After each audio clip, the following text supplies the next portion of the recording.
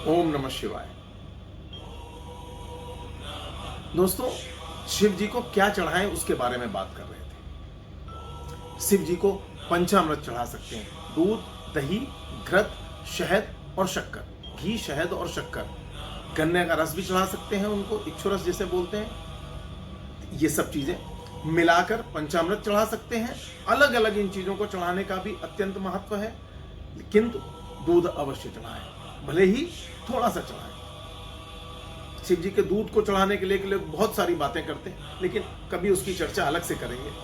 इसके अलावा पत्र पुष्पों में क्या चढ़ाते हैं? देखिए, पहले विष तत्व जो शिव को चढ़ाए जाते हैं उसमें से भांग, धतूरा, मंदार के पुष्प यानी मदार के चाहे श्वेतार को बहुत प्रिय है शिव जी को। तो कनेर के पुष्प, तो मंदार और धतूरे के पुष्प और धतूरा, ये सब तो विष तत्व में हो गए। अब पुष्प में जितने भी श्वेत पुष्प हैं वो शिव जी को अत्यंत प्रिय है, और सावन में श्वेत रंग का बहुत महत्व है। दूसरा, कमल का पुष्प सभी देवताओं को प्रिय है, शिव जी को भी अत्यंत प्रिय है। तीसरा, आप मदार के पुष्प शिव जी को अत्यंत प्रिय है, उसके चढ़ाने का बड़ा फल है। और मदार से भी कहते हैं कि हजारों लाखों मदार चढ़ाने से ज्यादा एक कनेर का पुष्प चढ़ाने का फल है। तो कनेर का पुष्प शिव जी को बहुत प्रिय है। ये सब पुष्प शिव जी को चढ़ा सकते हैं। इसके बाद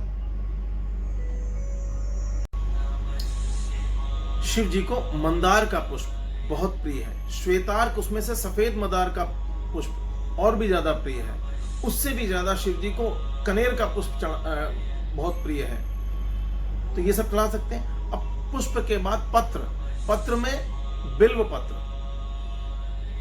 बिल्व पत्र शिव जी को सबसे अधिक प्रिय। जैसे विष्णु जी को तुलसी, वैसे शिव जी को बिल्व पत्र अत्यंत प्रिय है। बिल्व पत्र कुछ न मिले तो एक बेल पत्र। बिल्वाष्टक का महत्व आदि शंकराचार्य ने अनंत गुना बताया है कि कोटि कन्या समम दान्यम बताया है। दान जन्म जन्मांतर के पापों को हरने वाला बताया है। बेल का वृक्ष इतना पवित्र वृक्ष होता है दोस्तों कि बेल के वृक्ष के दर्शन का पुण्य फल है,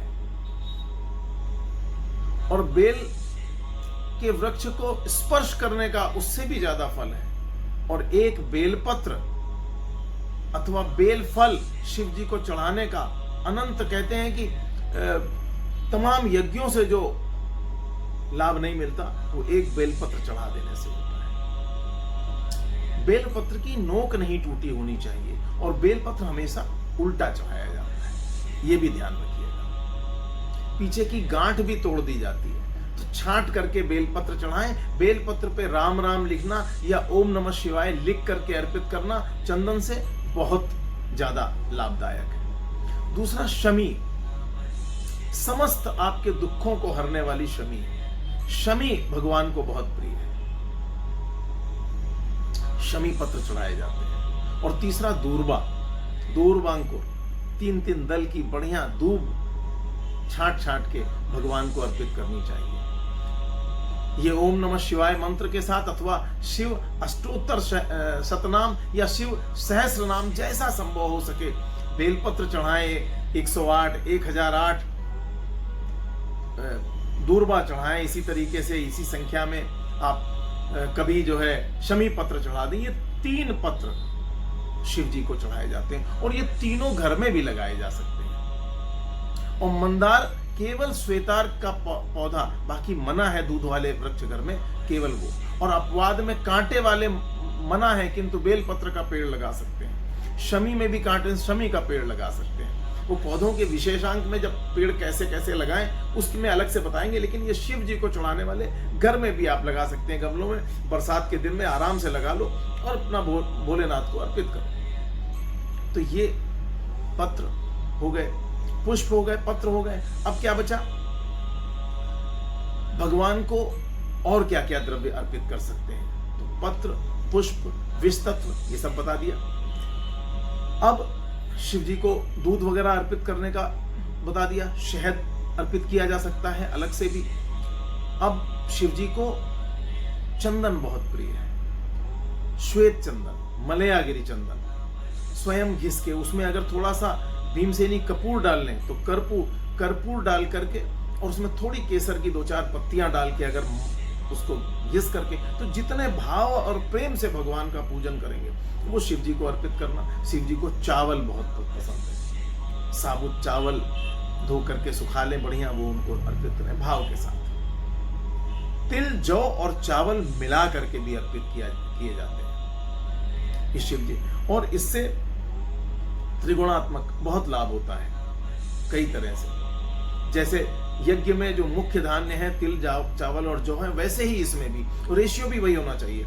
जितना जौ हो उससे दुगना चावल हो, उससे दुगना तिल हो। तो ये तीनों मिला करके 100 ग्राम बना के रख लें, पूरे महीने आराम से चल जाएगा। कमल गट्टा भगवान को अर्पित करने का बहुत फल है। तो ये सब चीजें भगवान को आप विधिवत चढ़ा सकते हैं, उसका आनंद उठा सकते हैं। शिव जी की पूजा में पंचाक्षरी मंत्र के जप का बहुत महत्व है। पंचाक्षरी मंत्र का जप कैसे होता है? पंचाक्षरी मंत्र यानी यही ओम नमः शिवाय सबसे सरल मंत्र है। महामृत्युंजय मंत्र जो लोग जानते हैं उसका जप कर सकते हैं। गायत्री मंत्र का भी इन दिनों जप करने का अनंत गुना फल है। किसी भी मंत्र की साधना की सिद्धि के लिए सबसे उत्तम स्थान शिवलिंग के निकट बैठ के किया जाता है। जो स्थान उसमें बताए गए हैं कि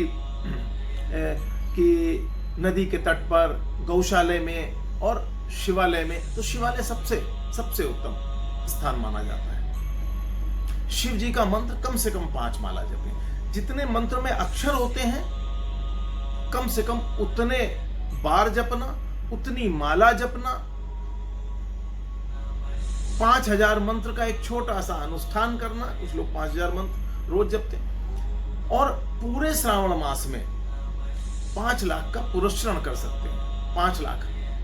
उसके लिए कम से कम 108 माला 2 कालों में जपनी होगी, तो आपका दशांश हवन तर्पण मार्जन समेत ये हो जाएगा। तो जितना कर सके 5 माला, 11 माला, महीने पूरे श्रावण मास के अंतर्गत 1.25 लाख का जप कर सकते हैं। तो 1.25 लाख जपना हो तो कम से कम 1.5 लाख जपें, थोड़ा अतिरिक्त हो जाए तो ये इस तरह से। जिनको जो नित्य नहीं कर सकते वो कभी कभी अपना जो है प्रत्येक सोमवार कर लें, प्रदोष में कर लें, अमावस्या, पूर्णिमा, तो जितना एकादशी, त्रयोदशी जो भगवान के विशेष दिन है, पंचमी उनमें कर लें, चतुर्दशी इनमें विशेष रूप से कर लें। तो ये सारी चीजें भगवान शिव को अर्पित। भगवान का मंत्र इस तरीके से जप सकते हैं। कोई भी समय निर्धारित कर लें, अपनी सुविधा के अनुसार भगवान का पूजन करें, स्नान ध्यान करें आराम से उनका। तो इस प्रकार आप शिव जी के मंत्रों के जप कर सकते हैं और उसका आनंद उठा सकते हैं। उसके अनंत लाभ हैं। पूरे श्रावण मास के अंतर्गत शिव पुराण का पाठ कर सकते हैं।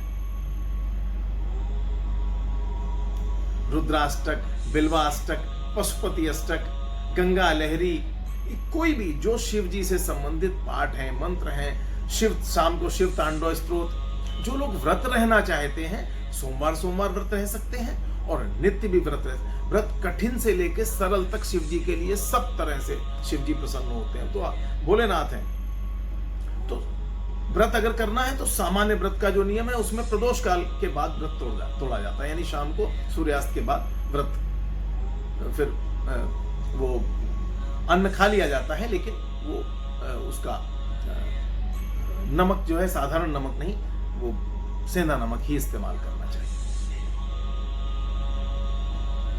वीडियो लंबा हो रहा है, शिव जी के बारे में अगले अंक में और बताते हैं। नमस्कार।